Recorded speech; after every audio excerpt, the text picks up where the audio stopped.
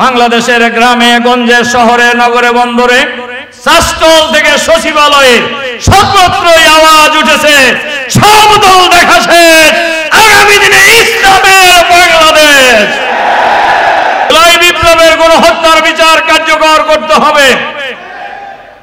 ফ্যাসিবাদের দোসর সরকারের ভিতরে বাইরে যারা আছে তাদেরকে চিহ্নিত করে গ্রেফতার করে বিচারের মুখোমুখি করতে হবে।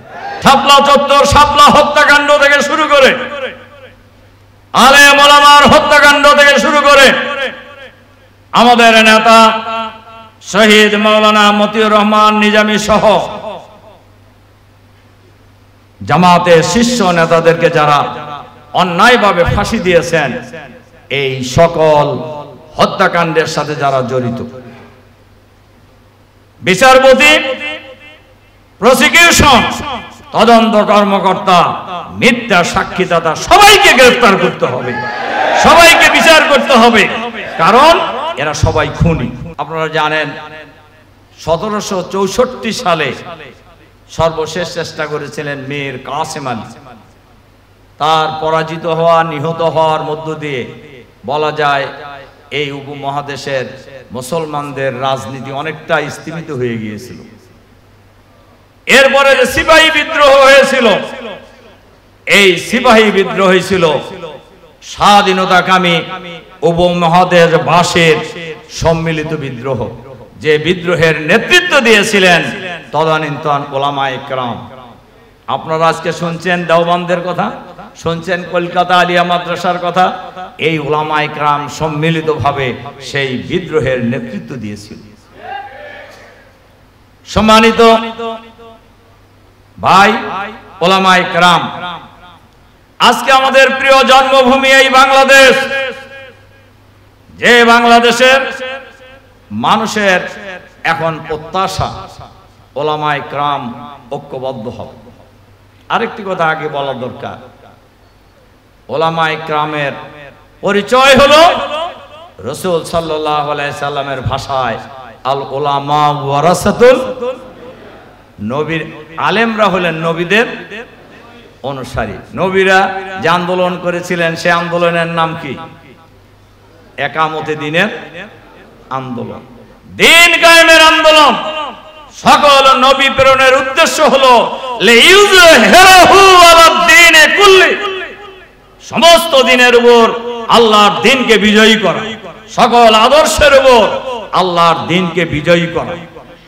তাহলে আমাদের দেশে যত আদর্শ আছে সব আদর্শের উপরে ইসলামকে বিজয়ী করাই হলো আমাদের ওয়ারাসাতুল আম্বিয়ার প্রধান দায়িত্ব। দ্বীন কায়েমের আন্দোলন ছাড়া লিইউযহিরাহু আলাদ দ্বীনি কুল্লি, এই আয়াতের অনুসরণ ছাড়া ওয়ারাসাতুল আম্বিয়ার দায়িত্ব পালন করা যায়? বলেন যায়? হবে? আমি অনেক ওলামা সম্মেলনে বাংলাদেশে বলেছি, চট্টগ্রাম সহ।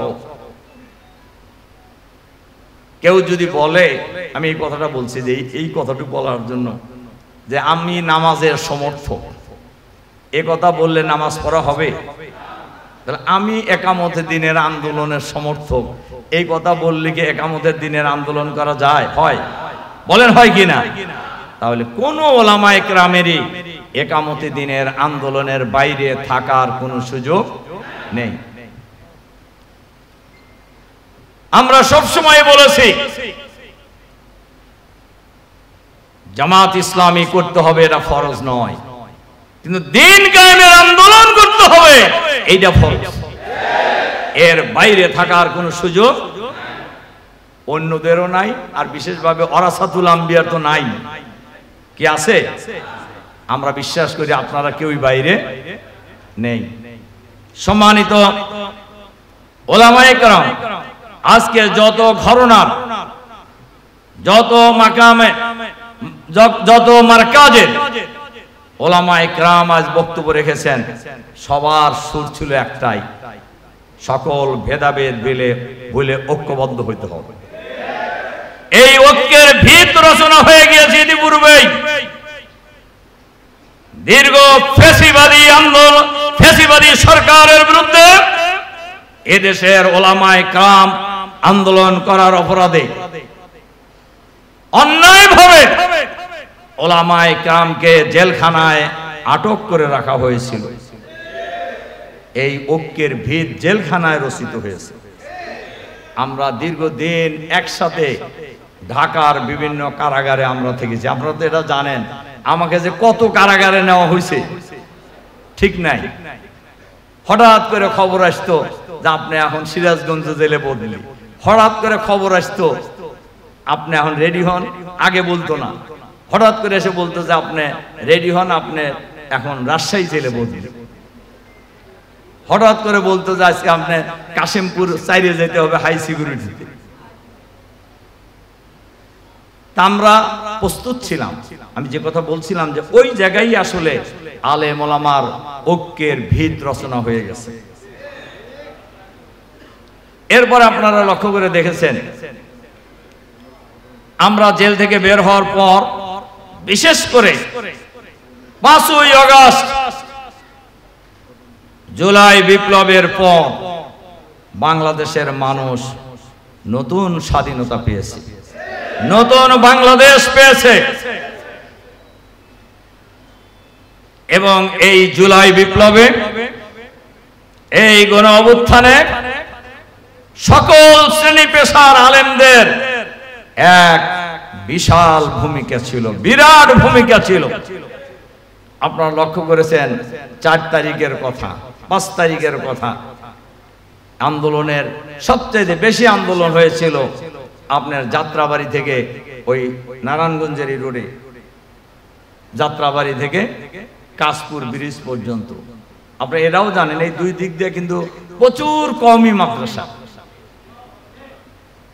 ফজরের পর হাজার হাজার আলেম রাজপথে দাঁড়ায় গেছে এসে। জুলাই বিপ্লব, এই বিপ্লবে আমরা সবসময় বলে আসছি এই আন্দোলনের একক দাবি আমরা কোনোদিনই করব না। আমাদের চোখের সামনেই এই বিপ্লব হয়েছে।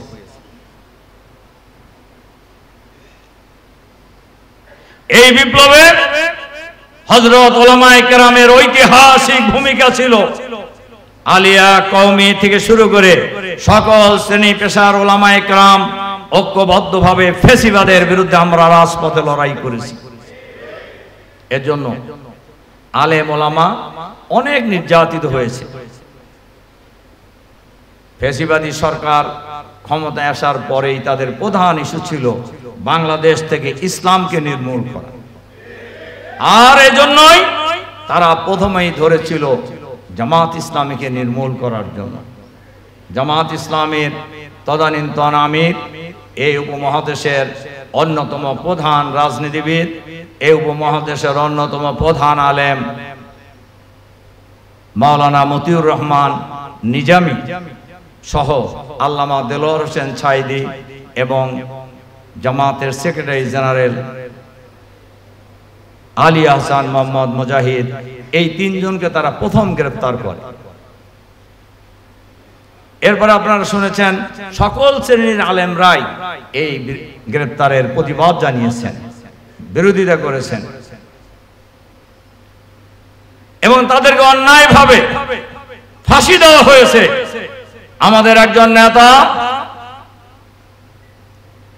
জামাত ইসলামের তদানীন্তন ভারপ্রাপ্ত সেক্রেটারি জেনারেল শহীদ আমিরে জামাত মাওলানা মতিউর রহমান নিজামী যখন গ্রেফতার হয়ে যাবেন যে কোনো সময়ে আশঙ্কা করছিলেন, তখনই তিনি যাকে ভারপ্রাপ্ত সেক্রেটারি জেনারেলের দায়িত্ব দিয়ে গিয়েছিলেন আমাদের প্রিয় নেতা এটিএম আজহারুল ইসলাম, তাকেও ফাঁসি দেওয়া হয়েছে। পরে গ্রেফতার করে আপনারা জানেন। ফাঁসির 3টি মামলা, আর 3টি মামলায় ফাঁসি, আর একটা মামলা ছিল তার যাবজ্জীবন। এবং আপনারা শুনলে কষ্টও পাবেন, হাসবেন। তাকে এমন মামলায় ফাঁসি দেওয়া হয়েছে, সাক্ষী বলছে যে আমি 6 মাইল দূরে থেকে দেখছি। আপনি 6 মাইল দূরে থেকে দেখেন? আপনারা কেউ দেখে? ওনাকে এমন মামলায় ফাঁসি দেওয়া হয়েছে, একজন মহিলা সাক্ষী দিয়েছে যে আজহার সাহেব তাকে দর্শন করছে। তার জন্ম হয়েছে ৭৫ সালে, আর সাক্ষী দিতেছে ৭১ সালে। সে মামলায় তাকে ফাঁসি দেওয়া হয়েছে। আপনি এটা চিন্তা করতে পারেন, মানে কিরকম জুলুম করা হয়েছে ইসলামপন্থী লোকদের উপরে, জামাতের উপরে। একটা কথা আছে, গতকালকে রংপুরের বিশাল জনসমুদ্রে আমি কথা বলছি, রাখে আল্লাহ মারে কি? আল্লাহ যদি কাউকে জীবিত রাখতে চান, কেউ মারতে পারবে?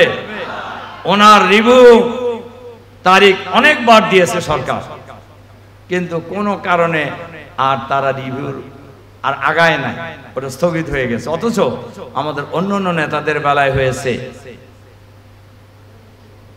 দিনের বেলায় সুপ্রিম কোর্টের অ্যাপেলেট ডিভিশনের রায় হয়েছে ফাঁসি। আপনারা একটা কথা বললে কথাটা বলি, আমাদের নেতা মাওলানা মতিউর রহমান নিজামীর সুপ্রিম কোর্টের অ্যাপেলেট ডিভিশনের চূড়ান্ত আর্গুমেন্টের শেষ দিনে তদানীন্তন প্রধান বিচারপতি এস.কে. সিনহা উনি বলেছিলেন, মিস্টার অ্যাটর্নি জেনারেল, আপনারা তো ওনার নিজামী সাহেবের ফাঁসি চাইতেছেন, কিন্তু আপনারা যে সাক্ষী প্রমাণ উপস্থিত করেছেন ওনার তো একদিনও সাজা দেওয়া যায় না, কিন্তু রায় দিয়েছে কি? রায় ফাঁসি। তার মানে হলো রায় উনি লেখেন, রায় লেখা হয়েছে অন্য জায়গা থেকে। আমাদের প্রত্যেক নেতার রায় লেখা হয়েছে অন্য জায়গা থেকে, শুধু কোর্টে এসে পড়ে শোনানো হয়েছে। আমরা আজকের এই বিশাল ওলামার সম্মেলনে সরকারের কাছে আহ্বান জানাবো, শাপলা চত্বর, শাপলা হত্যাকাণ্ড থেকে শুরু করে, আলেম ওলামার হত্যাকাণ্ড থেকে শুরু করে, আমাদের নেতা শহীদ মাওলানা মতিউর রহমান নিজামী সহ জামাতের শীর্ষ নেতাদেরকে যারা অন্যায়ভাবে ফাঁসি দিয়েছেন, এই সকল হত্যাকাণ্ডের সাথে যারা জড়িত,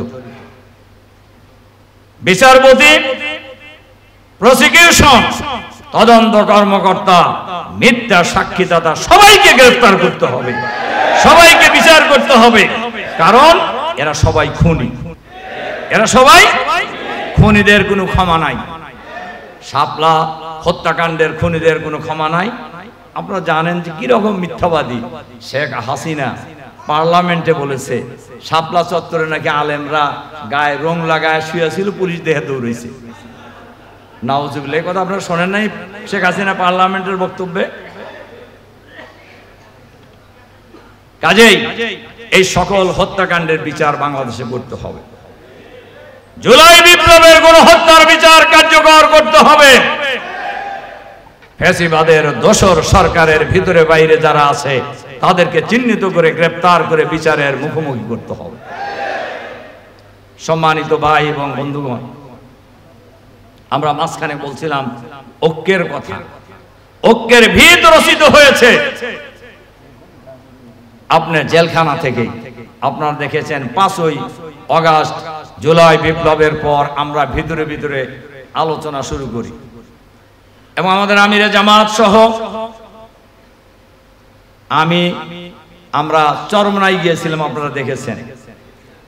ওই দিনে চরমনার পীর সাহেব এবং জামাতের আমির ডাক্তার শফিকুর রহমান একসাথে প্রেসে কথা বলেছেন।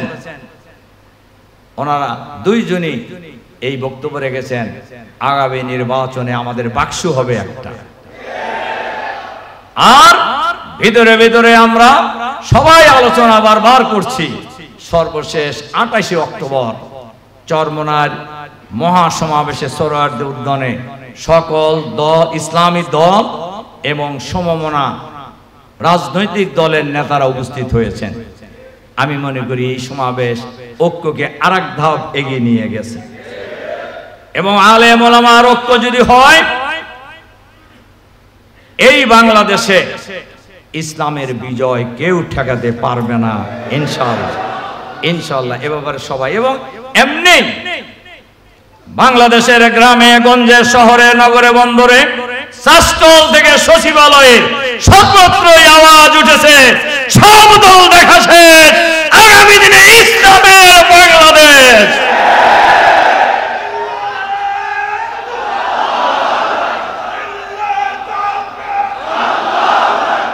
চলো চলো চলো, গান বন্ধ করেন।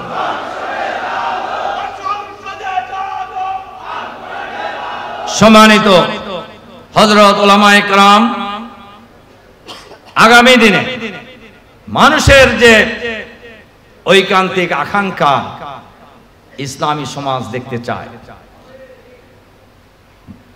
এটা মানুষের সাথে আলাপ করে দেখবেন। রিক্সাওয়ালাদেরকে দেখবেন, আলাপ করলে কি বলে। ঠেলা গাড়িওয়ালাকে দেখবেন, আলাপ করলে কি বলে। সিএনজি ওয়ালা, সিএনজি দুইটা জিজ্ঞাসা করবেন যে ভাই এবার ভোট দিবেন কাকে, দেখেন কি কয়। আমাকে সময় টিভির একজন সিনিয়র রিপোর্টার আমাকে এবারের ঈদের আগে, সময় টিভি না কোন মানে একটা খুব পরিচিত টেলিভিশন, তার একজন সিনিয়র রিপোর্টার আসছেন আমার সাক্ষাৎকার নেওয়ার জন্য।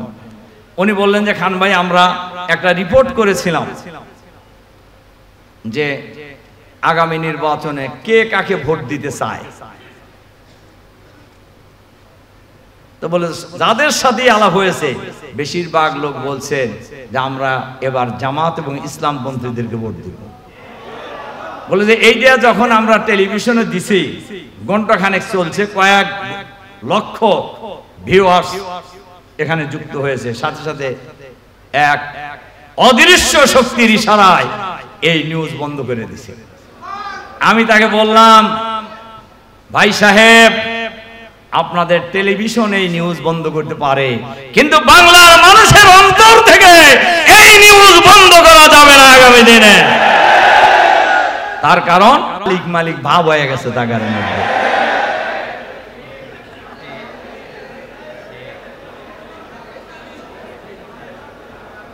অথচ সেই দলের মহাসচিব কিন্তু বলছে না যে এই আন্দোলনের সাথে আমরা নাই, বলছে কিনা? আমি তো কই নাই। সম্মানিত ভাই এবং বন্ধুগণ, আমরা এটাও শুনি, আমরা সরকারের কাছে বলছি, সরকারে যারা আছেন আপনারা বসেন নাই, এই দেশের জনগণ আপনাদেরকে বসাইছে, সুতরাং আপনাদেরকে নিরপেক্ষ থাকতে হবে। আপনারা যদি উল্টাপাল্টা করেন তাহলে আপনাদের বিরুদ্ধেও আমাদের লড়াই হবে। তার কারণ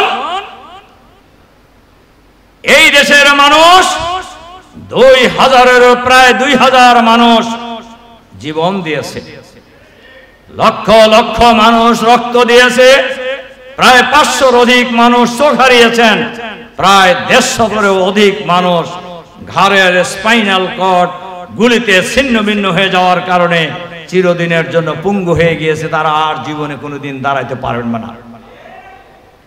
মানুষকে এজন্যই রক্ত দিয়েছে, জীবন দিয়েছে। এক ফ্যাসিবাদের পরিবর্তে যেন তেন প্রকারে নির্বাচন করে আর কোন দলকে ক্ষমতায় আনার জন্য কি মানুষ জীবন দিয়েছে? এই কথা যদি বাংলাদেশের জনগণকে জিজ্ঞাসা করা হয়, সবাই সমস্যারে বলবে যে না, আমরা একটি ইনসাফপূর্ণ, চাঁদাবাদ মুক্ত, সন্ত্রাস মুক্ত, নৈরাজ্য মুক্ত, দুর্নীতি মুক্ত বাংলাদেশ দেখতে চাই। আমরা আজকের এই বিশাল ওলামা সমাবেশের সম্মেলনের মধ্য দিয়ে গোটা দেশবাসীকে আমরা জানাতে চাই, ফ্যাসিবাদের বিদায় হয়েছে কিন্তু চাঁদাবাজি বন্ধ হয় নাই। ফ্যাসিবাদের বিদায় হয়েছে কিন্তু কোনো দুর্নীতি বন্ধ হয় নাই। কিন্তু আপনারা লক্ষ্য করবেন, বাংলাদেশের কোন আলেম কোন চাঁদাবাজির সাথে জড়িত নয়। খালি জামাত না, আমি দেখবেন কোন ওলামায়ে কেরাম কোন চাঁদাবাজির সাথে জড়িত নয়, কোন ইসলামপন্থী দল কোন চাঁদাবাজির সাথে জড়িত নয়, কোন ইসলামপন্থী দল, ওলামায়ে কেরাম, কোন পীর সাহেব কোন চাঁদাবাজি দুর্নীতির সাথে জড়িত নয়। কাজে চাঁদাবাজ মুক্ত বাংলাদেশ যদি গঠন করতে হয়, আলেম ওলামার প্রয়োজন। সন্ত্রাস নৈরাজ্য মুক্ত বাংলাদেশ যদি গড়ে তুলতে হয়, ওলামায়ে কেরামের প্রয়োজন। দুর্নীতি মুক্ত বাংলাদেশ যদি গড়ে তুলতে হয়, ওলামায়ে কেরামের প্রয়োজন। ইনসাফপূর্ণ বাংলাদেশ যদি গড়ে তুলতে হয়, ওলামায়ে কেরামের প্রয়োজন। আমার ধারণা বাংলাদেশের মানুষের এখন মেইন প্রত্যাশা এইগুলি। সেটা যদি দিতে হয় তাহলে ওলামায়ে কেরামের শাসন ছাড়া, ইসলামপন্থী লোকদের শাসন ছাড়া, আল্লাহর আইন এবং সৎ লোকের শাসন ছাড়া সেই ধরনের সমাজ ব্যবস্থা কায়েম করা সম্ভব নয়। এজন্য আমরা সরকারকে বলেছি প্রয়োজনীয় সংস্কার দ্রুত শেষ করতে হবে। জাতীয় সংসদ নির্বাচনের আগে স্থানীয় সরকার নির্বাচন দিতে হবে। আমাদেরকে জিজ্ঞাসা করে সাংবাদিকরা যে খান ভাই আপনারা